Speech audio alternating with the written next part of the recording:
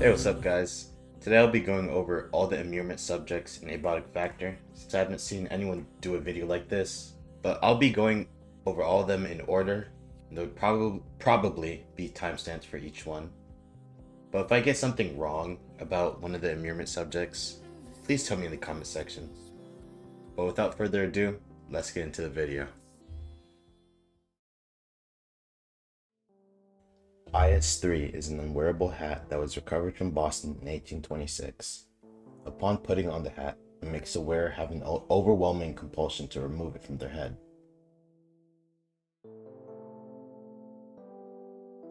IS-10 is a bright glowing gem that gives the user resistance to electrical damage and makes it so Tesla coils don't target the player.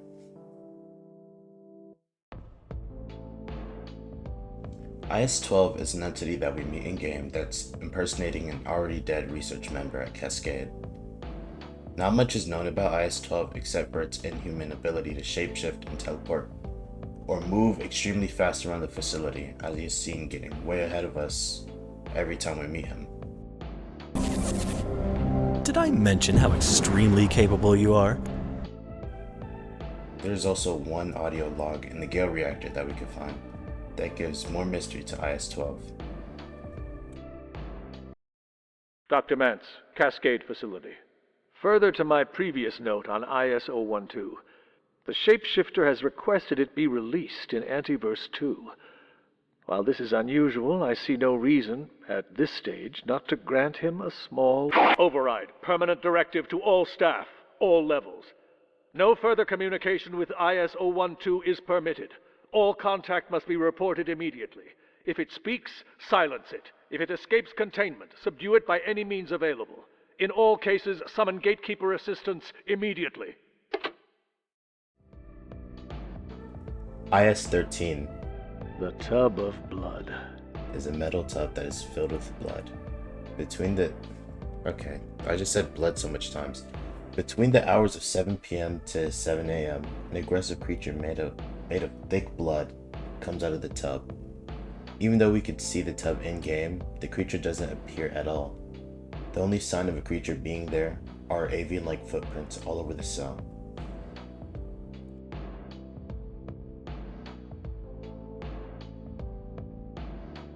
I forgot to unmute my mic for the first time, so IS-14, the Time Break, is a ceramic artifact that slows time locally within 3 feet of the object.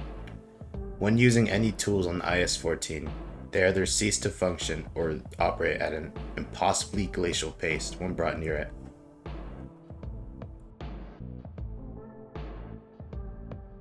IS-17, the Amnesia Threshold, is a doorway that has an anomalous effect when going through it. 3 to 5 years of memory is lost in an instant after going through the doorway, but it varies by season. IS-18, the red chair, is a piece of Victorian furnishing that teleports the person sitting on it into Antiverse 19 or IS-31. Resting, leaning, sitting, or reclining on the chair is strictly forbidden because of its anomalous effect. IS-23, the Darkwater Beast, is an aquatic entity that the player can see in the hydroplant sector or in the Gale reactor. The X-ray lamp can scare it off, but having level 15 fishing makes it passive. IS-28 is an infinite library that contains every possible permutations of one book. IS-31, the Pool Rooms, is a hostile antiverse that IS-18 leads you to. The only known exit to IS-31 is to find a well-camouflaged button on one of the rounded walls or pillars to open a gate that leads you to a facility or Cascade. IS-42, the Lost Dog, is an entity in the form of a dog that appears in 13 oil paintings of the nymph Callisto. I think that's how to say it. IS-52, the Gravity Dampener, is an item that the player can get that reduces the gravity of the user. best trinket in the game. I can't even lie. S53 is a vending machine that dispenses soda that gives you random effects in game. I don't really know the lore about this. I don't think it said it on the wiki, but like, I don't use this in game either, so it's kind of mid. IS-59, the Reaper, is an entity that the player can encounter in game while in the security sector and later in the Gale reactor when you press that like Reaper button, whatever it's called. It cannot be damaged by normal weapons, but using the X-ray lamp on IS-59 makes it drop a night essence. Laser and fire also affects IS-59, but they make it vanish instead. IS-60, I don't even know what this is, to be honest. It only talks about something about documents. So yeah. IS-64, the Composers, are large pale creatures that appeared after the first perforation in Flat Hill. Composers emit a low hum with intermittent whistling that emanates from the holes in their chest. They're invulnerable to normal weapons, but using a redaction grenade or a rocket launcher kills them. IS-78, the Earworm, is an unidentifiable song that affects the minds of the listener. But I'm pretty sure you could hear it rarely in game, like as background noise. But I don't know.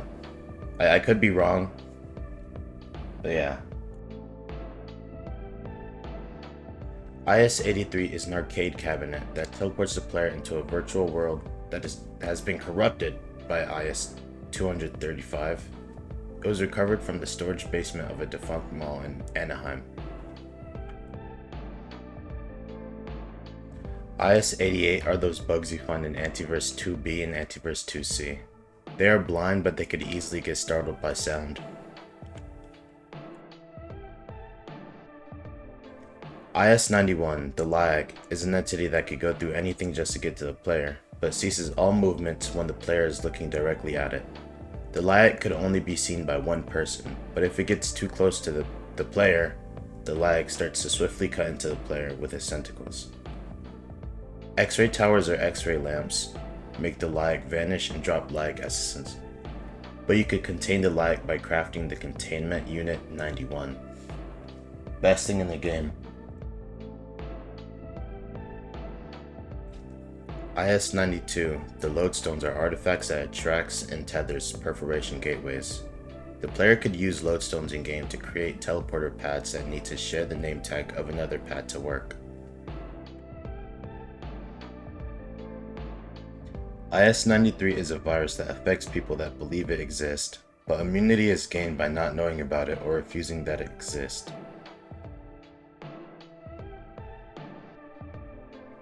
IS-94, the Creeping Crystal, is a mineral with continuous growth that needs to be hooked up to a dedicated harvesting system. IS-98 is a fish that you can catch in game. Lagfish. IS-99 is a shotgun that I didn't even know had an anomalous effect originally. But thanks to people on the Discord, I found out that it literally destroys everything in its danger zone of 2 kilometers.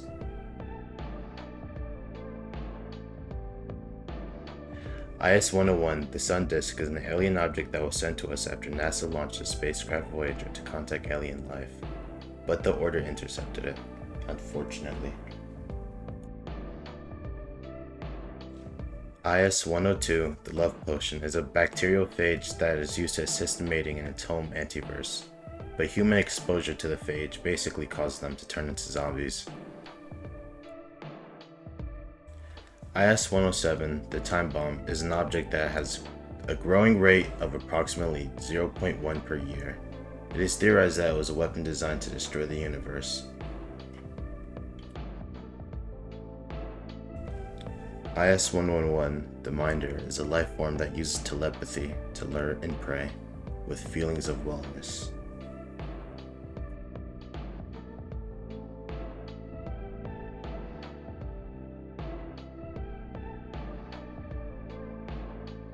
IS-117 is the entity that created the Exors and put them in Antiverse 2. Not much is known about this entity as of right now. I just bit my lip.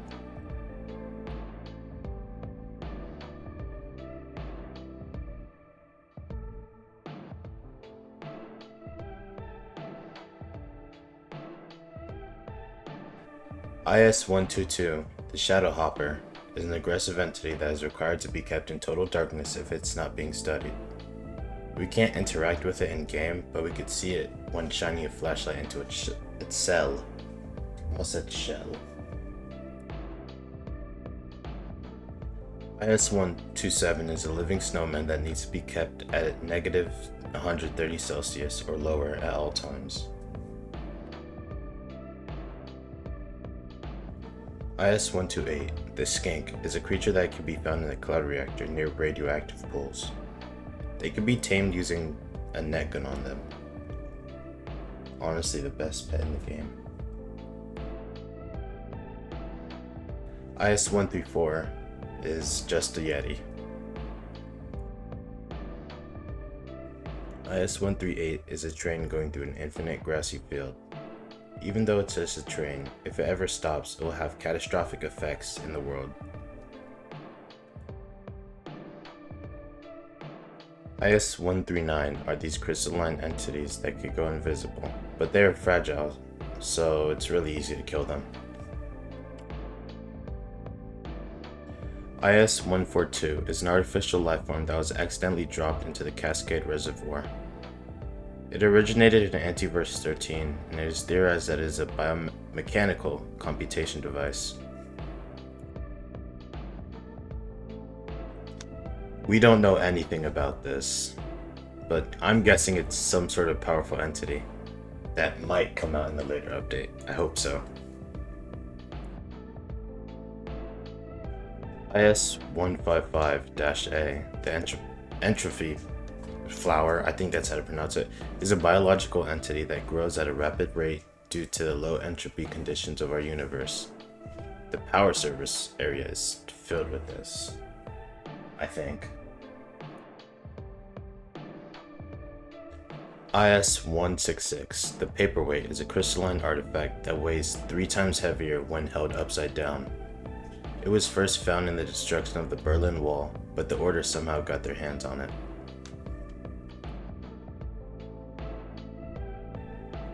IS-169 is a metallic fragment that has no space-time presence, as well as no mass.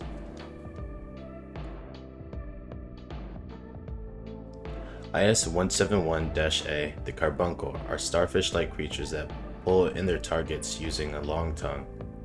Carbuncles are the first stage of the A2 metamorphic line. IS-171-B is just a carbuncle with a spore attack. IS-172, the prehuman artifact, is a metallic object that is 1.2 million years old. IS-172 was found at a kebab restaurant in rural Turkey and was exchanged for 50 lira and a small rock. IS-173-A, the Pest, is a limbless creature that leaps at its targets. It is the second stage of the A2 metamorphic line. IS-173-B is a cybernetically enhanced pest. I hate these guys so much. IS-173-C is a pest that blows up upon contact with the player.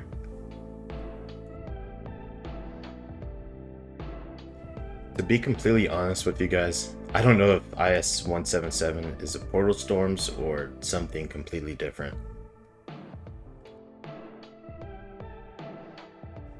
IS-178, the Peccary, are quadrupedal hound-like creatures that either charge at their target or tackles them. The Peccary is the third stage of the Antiverse 2 metamorphic line. I could have just said A2. IS-178-B is basically just a spore variant of the Peccary. When it's killed, it releases a spore from out of its body. IS-184-A, the Exor, are bipedal creatures with a projectile weapon as their right hand. They are the fourth stage of the A2 metamorphic line. This is going to be extremely boring, but IS-184-B, the Exor monks are like Exors, but they are able to blast enemies with psionic energy. But they are far less armored than a normal Exor. IS-184-C are Exors but with more armor. IS-184-D, I said slash, are Exors with spears, and they are far faster than a regular Exor. IS-184-E are Exors that lunge at their target and explode once they get them too low. IS-202 is the skeletal remains of an unknown anomalous creature that was found frozen in ice in the Swiss Alps. The remains are guarded by the Yeti for an unknown reason. IS-207 is an inkfish.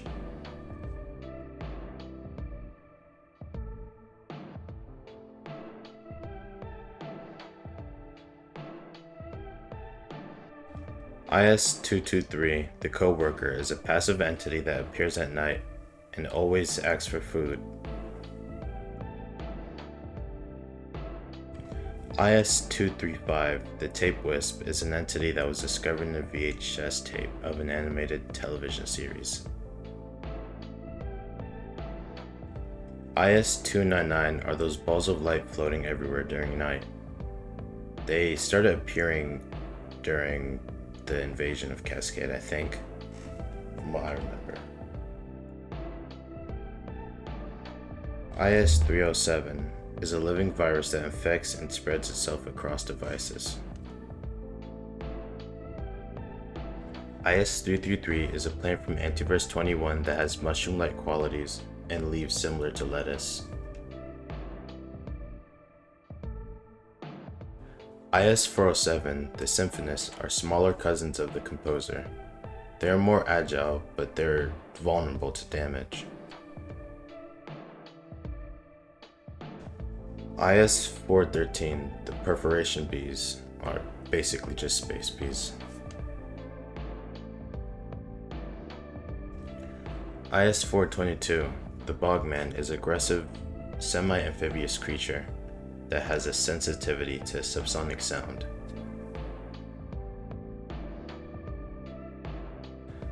IS-513 is a table that gives anyone who looks at it a severe feeling of hatred.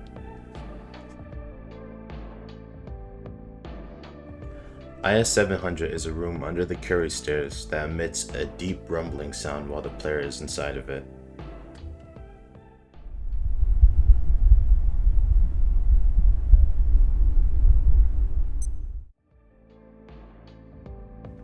IS-855 is a giant mirror that acts as an entrance to Antiverse 36, an endless and flat grassy field.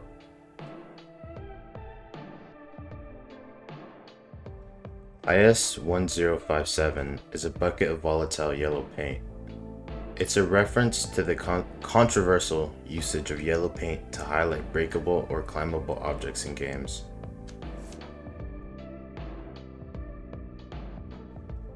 IS-1076, the core, is an extremely old perforation fluctuator that could be found in the encroachment.